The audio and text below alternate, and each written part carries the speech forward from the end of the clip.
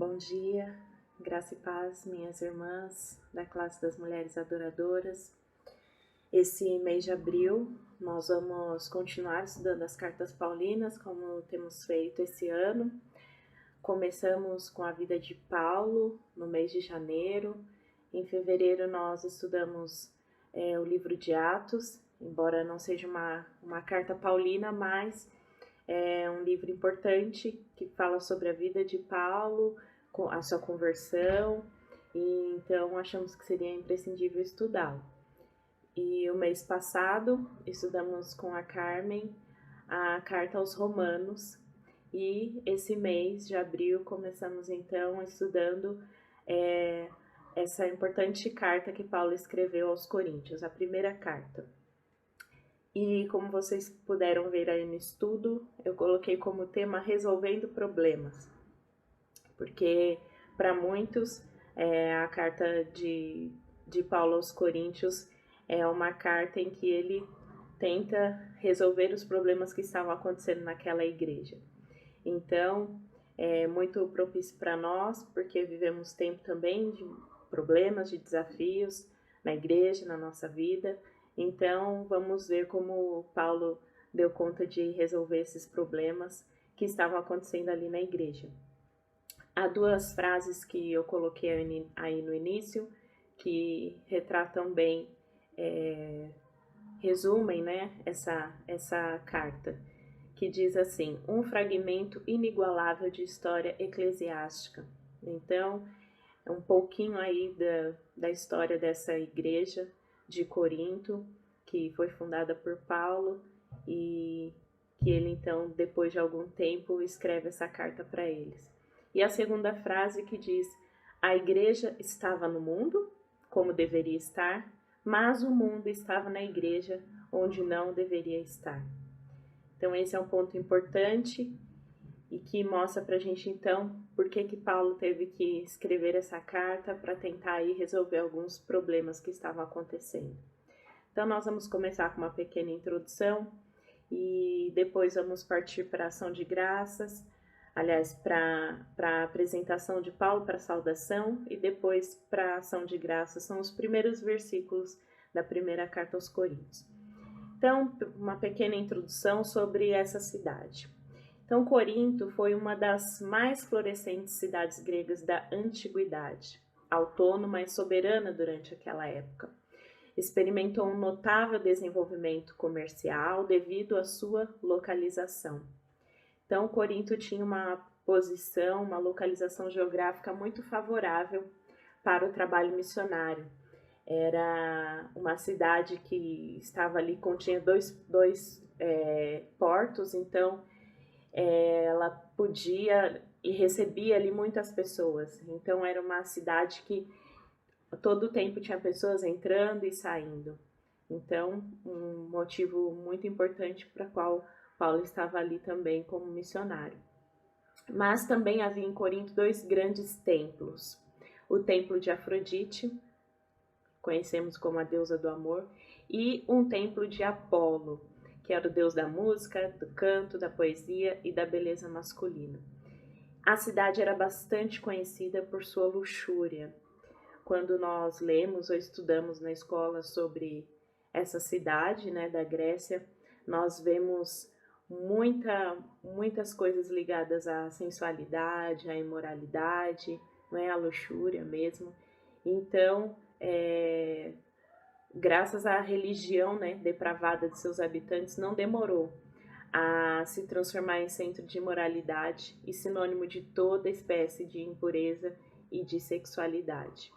Inclusive diz a história que havia no templo da deusa Afrodite 1000 sacerdotisas ou prostitutas cultuais que aos finais da tarde elas desciam até as cidades e vendiam seus corpos, né, cultuando dessa maneira o sexo.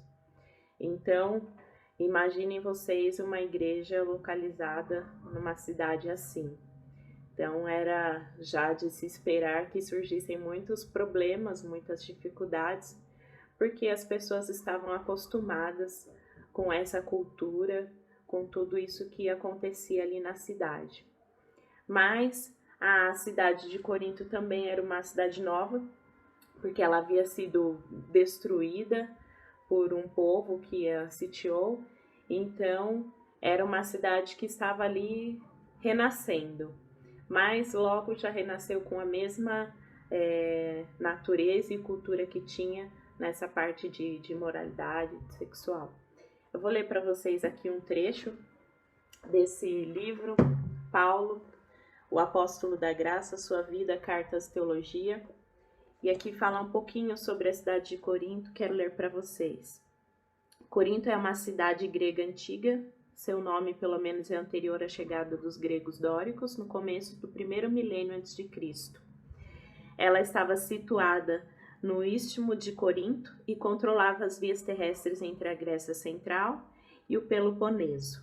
Pelos seus portos de Liqueu, no oeste do istmo, e de Cencreia, no leste, logo se tornou um entreposto do comércio mediterrâneo. A cidade foi construída no lado norte do monte Acrocorinto, que se ergueu uns 600 metros acima da planície e servia de fortaleza para os coríntios. Então, aqui um outro trechinho que diz assim: Corinto sobreviveu a muitas crises na história da Grécia, mas em 146 a.C. atingiu a um desastre. Como represália pela liderança que assumira na revolta da Liga da Acaia contra o domínio de Roma, um exército romano conduzido por Lúcio Múmio arrasou a cidade e a nivelou ao chão, vendeu sua população como escravos e confiscou seu território para o Estado romano. Pouca coisa da cidade grega pode ser visto hoje em dia. A principal exceção é o templo dórico de Apolo, datado do 6º século a.C. Então o local ficou abandonado por todo um século, e aí a cidade foi fundada novamente em 44 a.C. por Júlio César, como colônia romana, sob o nome Laus Iulia Corinthiensis. Além de ter sua própria administração colonial de 27 a.C. em diante, a cidade foi sede do governo da província romana da Acaia. E aí Corinto, essa Corinto romana, então, rapidamente reconquistou a prosperidade de sua antecessora. Era uma cidade muito rica, muito próspera, mas, ao mesmo tempo, uma cidade que logo recuperou, né, a sua reputação de libertinagem sexual. Então, era uma cidade, uma colônia romana, né, seus cidadãos romanos, provavelmente libertos da Itália, mas a população aumentou muito com gregos, com orientais. Como eu disse, era uma cidade que recebia muitas pessoas, e também uma considerável comunidade de judeus. Então, foi nessa cidade para onde Paulo foi ali para pregar. Então, aos nossos olhos, né, talvez a gente pense, nossa, mas uma cidade com todo esse histórico, com toda essa cultura, como poderia receber, né, o evangelho? Mas foi o que aconteceu. Deus tinha um propósito ali, naquela cidade, e usou a vida de Paulo para fundar aquela igreja, aquela primeira comunidade de cristãos ali. Então, continuando, a igreja de Corinto foi estabelecida na segunda viagem missionária de Paulo, em Atos 18, nós acompanhamos quando ele esteve nessa segunda viagem, e aí, passando pela cidade de Corinto, ele ficou ali aproximadamente 18 meses e fundou essa igreja. A princípio, ele trabalhou com Áquila e Priscila, né, confeccionavam tendas, e esses dois irmãos se tornaram, assim, pessoas muito marcantes, né, na história de Paulo, no trabalho missionário dele. Então, ao ser rejeitado pela maioria dos judeus, a sua mensagem foi dirigida e bem recebida pelos gentios. Como nós já temos visto, né, estudando, os judeus rejeitaram muitas vezes a Paulo, sofreu muitas perseguições por parte dos judeus, então a sua mensagem foi dirigida aos gentios, o que aconteceu também ali na cidade de Corinto, resultando então na formação dessa igreja. Então, após cerca de 3 anos, depois de ter saído de Corinto, quando estava em Éfeso, Paulo recebeu uma carta, né, devido a sérias dificuldades e dúvidas práticas que os irmãos estavam tendo ali quanto à vida cristã. Então ele escreveu, inspirado pelo Espírito Santo, é claro, que toda a palavra de Deus é inspirada, a primeira carta aos Coríntios, como está aí em 1 Coríntios 1, versículo 1, em resposta, né, provavelmente por volta de 55 ou 56 depois de Cristo, quando ele estava em Éfeso. Então essa carta foi uma resposta a uma carta que ele recebeu dos irmãos de lá, colocando algumas questões, algumas dúvidas, problemas, desafios que eles estavam enfrentando. E aí Paulo então escreve essa carta em resposta aos irmãos para tentar ajudá-los ali a retomarem, né, os princípios da palavra de Deus, né? Então a igreja de Corinto enfrentava muitos problemas, né? Então divisões, culto a líderes carismáticos, né? Nós vamos ver depois nas próximas aulas tudo isso acontecendo, né? As pessoas se dividindo na igreja, eu sou de Paulo, eu sou de Apolo, enfim.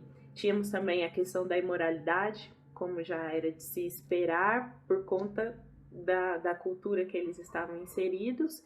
Então, quão difícil foi para os irmãos deixarem, né, abandonarem essa antiga vida e agora terem uma vida de santidade. Disputas judiciais também estavam acontecendo ali entre os irmãos, problemas internos que eles apelavam para a justiça, né, para o mundo. Problemas conjugais também, práticas questionáveis, né, e diretrizes para o uso dos dons espirituais. Então, alguns dos problemas que estavam acontecendo ali e que Paulo foi discutindo, foi tentando resolver ali com os irmãos. Então, dessa forma, é um texto essencial para as igrejas de hoje, porque afinal, hoje também nossas igrejas enfrentam problemas, desafios, alguns parecidos, outros um pouquinho diferentes no que diz respeito à liberdade cristã, né? Hoje temos outros temas, mas é uma carta muito importante para que possamos estudar e ver como Paulo, então, inspirado pelo Senhor, pôde orientar essa igreja para que ela voltasse às suas práticas santas, seguindo os princípios da palavra de Deus. Então, mas essa carta, além de resolver muitos problemas, ela também traz ensinamentos preciosos sobre o amor, né? Podemos lembrar de 1 Coríntios 13, né? O capítulo do amor. Fala também sobre a questão da ressurreição, né? Tanto a ressurreição de Cristo quanto a ressurreição dos santos. Também traz orientações sobre a ceia e instruções para a participação da oferta que era levantada pela igreja, que também estava gerando um certo problema ali, atritos entre os irmãos. Então, nós vamos ler aqui os primeiros 3 versículos que falam sobre, que trazem a saudação de Paulo. Vamos ver o que o Senhor tem para nos dizer nesses 3 primeiros versículos. 1 Coríntios, capítulo 1, do 1 ao 3, diz assim: Paulo, chamado para ser apóstolo de Cristo Jesus pela vontade de Deus, e o irmão Sóstenes. A igreja de Deus que está em Corinto, aos santificados em Cristo Jesus e chamados para serem santos, juntamente com todos os que em toda parte invocam o nome de nosso Senhor Jesus Cristo, Senhor deles e nosso. A vocês, graça e paz da parte de Deus, nosso Pai, e do Senhor Jesus Cristo. Então, Paulo ele já começa, né, então, afirmando a sua autoria, quando ele diz Paulo, né, chamado para ser apóstolo de Cristo Jesus pela vontade de Deus. Então, ele já se apresenta aí como apóstolo, que nós vimos também que significa enviado. Então, literalmente, Paulo foi um enviado, né, de Deus. E ele foi chamado pela vontade do Senhor, né, não pela vontade de homens, mas diretamente por Jesus Cristo. Quando a gente retoma lá em Atos capítulo 9, quando da sua conversão, ali a primeira descrição que nós temos da conversão de Paulo, quando ele foi chamado por Cristo para naquele momento em que ele estava ali caminhando para, né, mais uma perseguição aos cristãos na estrada de Damasco, e ele pôde ser ali tocado pelo Senhor, ficou cego e pôde então reconhecer que aquele a quem ele estava perseguindo era o próprio Senhor Jesus, que havia ressuscitado. Então a sua vida ali foi totalmente transformada, né? A partir dali, então, ele foi chamado mesmo para ser um apóstolo enviado de Deus para pregar a palavra do Senhor. Então, ele estava acompanhado do irmão Sóstenes, como fala aqui no versículo 1.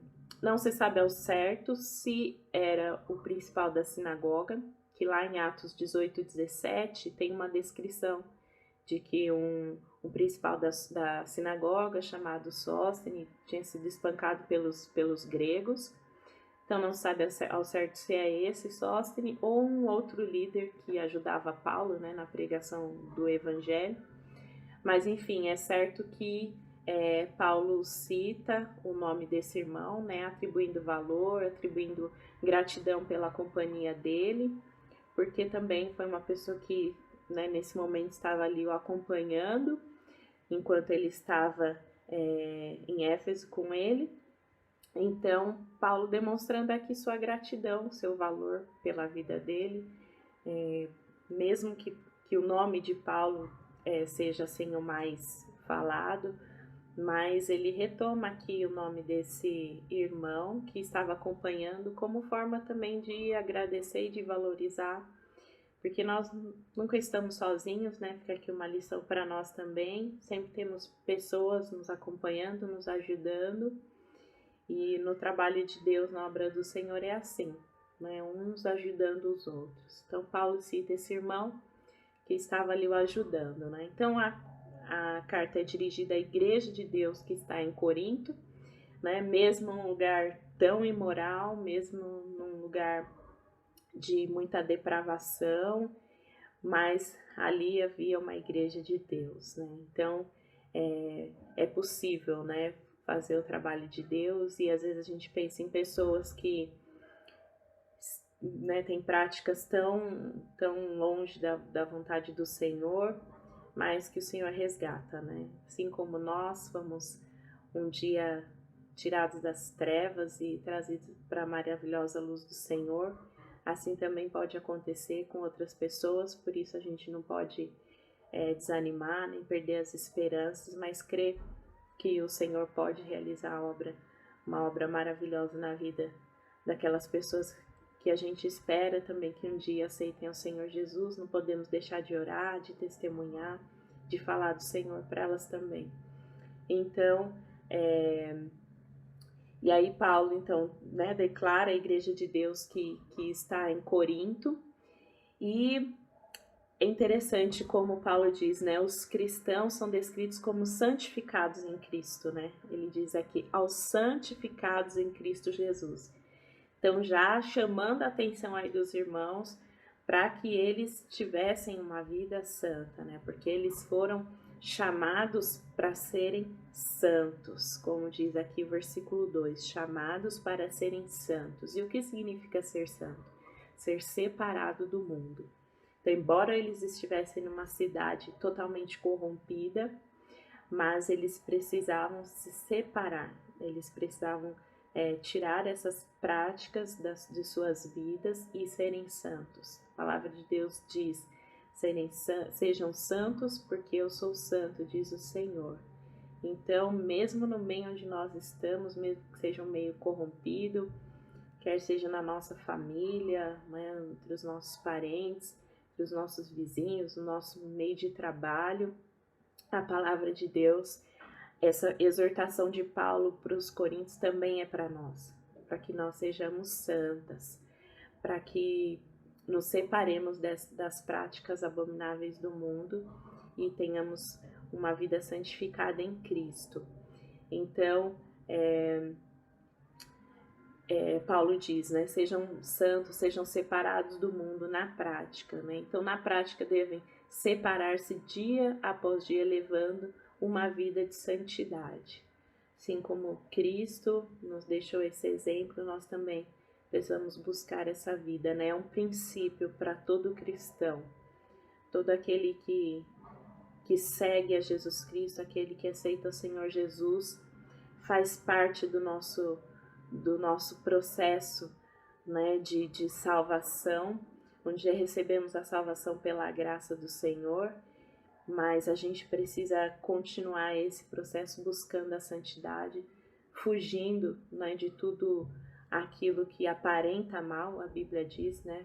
Foge da aparência do mal. Então, se há algo na sua vida que possa aparentar algum mal, né? Que seja algo que você faz quando ninguém está vendo e que o Espírito Santo do Senhor fala para você que isso não é bom, que isso não aparenta bom, então tire da sua vida, né? Fuja mesmo. A palavra de Deus não diz que nós devemos andar ali em cima do muro, naquela linha tênue que divide o que é santo e o que é profano, mas que a gente deve escolher. Então, Paulo, ele conclui aqui a sua saudação no versículo 3, dizendo: a vocês, graça e paz da parte de nosso Pai e do Senhor Jesus Cristo. Essa é uma saudação, essa expressão é característica de Paulo e resume todo o evangelho que foi pregado por ele.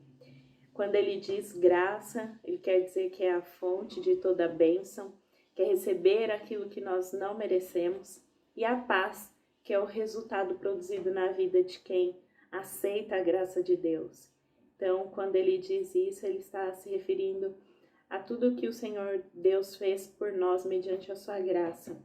Vou ler aqui para vocês um trechinho do livro Paulo, Apóstolo da Graça, que diz assim: a graça de Deus que Paulo proclamou é livre e gratuita em mais de um sentido.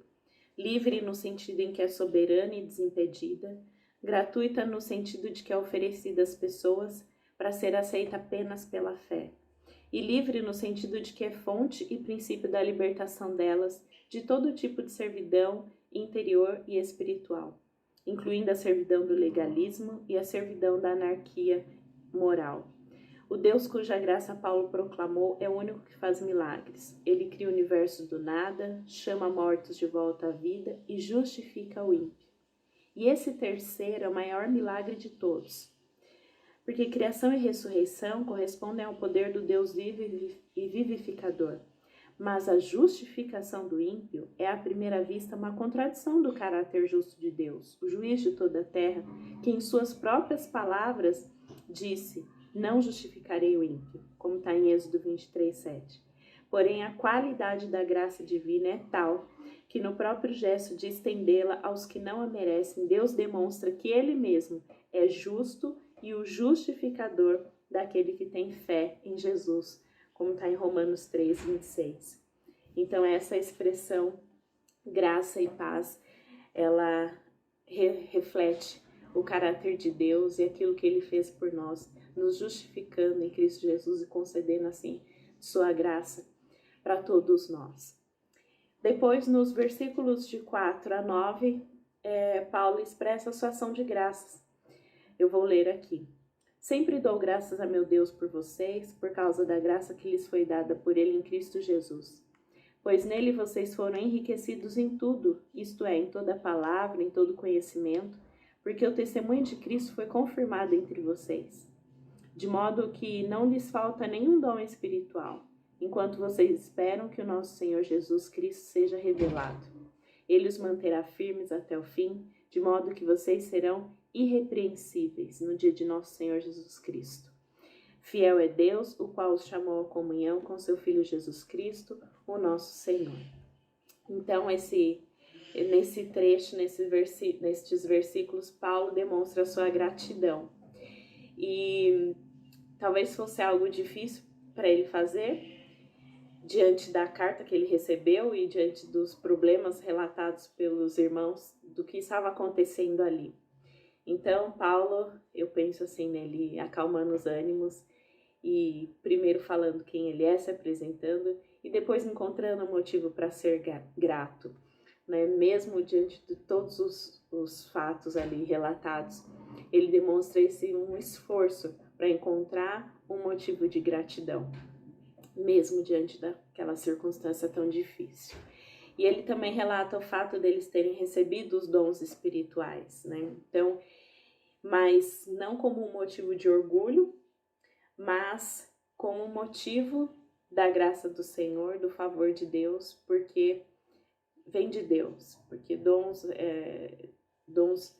nós recebemos do Senhor como uma demonstração do amor dele por nós, e nós devemos usar com humildade, com temor. Então ele ali já aponta isso também para eles, que eles já haviam recebido tudo o que eles necessitavam para ter uma vida de acordo com a vontade do Senhor, né? Então essa verdade vale para nós, enquanto templo do Espírito, recebedores de dons espirituais. Nós temos uma grande responsabilidade, que é de levarmos o nome de Deus, levarmos o nome de Cristo. Então, que nós sejamos de fato, né, testemunhas vivas da sua obra e tenhamos um coração agradecido, mesmo diante das circunstâncias difíceis que nós temos vivido em nossos dias, né, atualmente. Então, eu fiquei pensando nesses primeiros versículos, né, quando Paulo recebeu essa carta. Uma carta com más notícias, com problemas, e como geralmente a gente reage, né? Quando a gente recebe alguma notícia ruim, problemas, circunstâncias ruins, qual é a nossa reação? Geralmente a gente fica irritado, fica nervosa. E aqui Paulo traz uma grande lição para nós, nesses primeiros versículos. Primeiro, ele lembrou de quem ele é, né? Quem ele é em Cristo Jesus. Então ele se lembrou ali, eu fui chamado para ser apóstolo, então isso faz parte também do apostolado, né? Receber más notícias e lidar com os problemas e com as circunstâncias. Isso também na nossa vida, nós estamos aí no barco, Cristo está conosco, mas isso não impede que as tempestades cheguem. Elas vêm, os ventos vêm, a palavra de Deus diz que tanto na casa que está firmado na rocha, quanto na casa que está firmada na areia, as tempestades vêm, as lutas vêm, mas o que vai fazer diferença é em quem nós estamos. Então ele pôde se lembrar que ele estava ali pela vontade de Deus, pela vontade de Cristo Jesus, que ele foi chamado. E então reconhecer quem é aquele que nos chamou e quem é o Senhor, isso vai fazer toda a diferença em como nós vamos lidar com os problemas que surgirem. Lembrarmos daquele em quem nós estamos e de quem é o Senhor. Então, se você está passando por algum problema, fora esse da pandemia, se existe mais algum problema, situações difíceis que você tem enfrentado, tem recebido más notícias, lembre-se de quem você é, de que você foi chamada em Deus e que em Cristo Jesus ele te adotou como filha. Lembre-se de quem é o Senhor, a quem você está servindo, que ele é o Deus Todo-Poderoso, mas que ele também é o Deus soberano e que ele decide como vão ser as coisas e tudo passa pela permissão dele. E depois, pense e tente encontrar algum motivo para ser grato. Isso faz toda a diferença. Paulo começou ali lembrando disso e sendo grato a Deus. Isso também acalma o nosso coração. Pensem vocês na igreja de Corinto recebendo essa carta e de repente pensando, nossa, Paulo já vai começar dando uma bronca em nós por tudo que a gente está fazendo. E aí eles recebem essa carta e ela começa com uma gratidão. Então, com certeza isso fez diferença na maneira como eles receberam depois as orientações de Paulo, porque ele começou sendo grato a Deus pela vida deles e pela obra que Deus estava fazendo neles. E isso fez com certeza toda a diferença. Então eu sei que as coisas estão difíceis, os tempos são ruins, mas tente procurar e encontrar motivo para você ser grata a Deus. Mesmo nessa situação que nós estamos vivendo, há com certeza motivos para você ser agradecida a Deus. Tem pessoas que estão mais próximas dos familiares, estão redescobrindo a família, talentos, né? Na culinária, no artesanato, enquanto temos que ficar em casa. Então, são motivos pelos quais a gente tem para agradecer. Ao invés de olhar para todas as dificuldades, para todos os problemas, procure encontrar um motivo para ser grato. E depois, com calma, vá relacionando os problemas um a um, pontuando, como nós vamos ver que Paulo fez depois.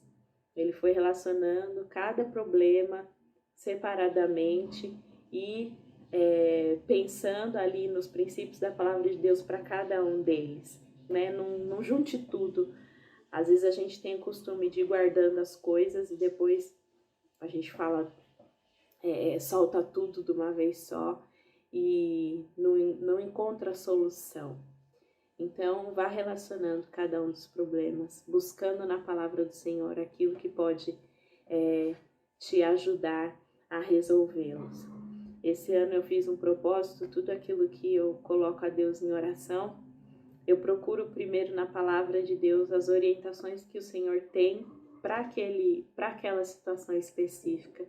E aí eu oro então em cima da palavra de Deus, porque às vezes nós estamos pedindo coisas que Deus não traz para nós, que não estão na palavra dele como a vontade do Senhor para nós. Então, procure fazer dessa maneira, assim como Paulo fez, ir relacionando cada um separadamente, cada problema, cada dificuldade, e ir tratando cada uma. Com certeza o Senhor vai trazer para você refrigério e a solução e a resposta para aquilo que está afligindo o seu coração. Assim, eu espero que, como foi para mim e tem sido para mim proveitoso estudar a palavra de Deus, que seja para vocês também. Que tenha sido um tempo bom esse de estudo. No próximo domingo nós vamos continuar, aí sim pontuando os problemas que foram relatados pelos irmãos e descritos por Paulo, a partir do versículo 10 de 1 Coríntios capítulo 1 até o capítulo 8, que Paulo vai ali delimitando, ali definindo, descrevendo cada um dos problemas e o que Deus tinha para eles como resposta. Que Deus abençoe vocês, minhas irmãs, que possamos em breve nos reencontrar lá na nossa classe. Vamos orar?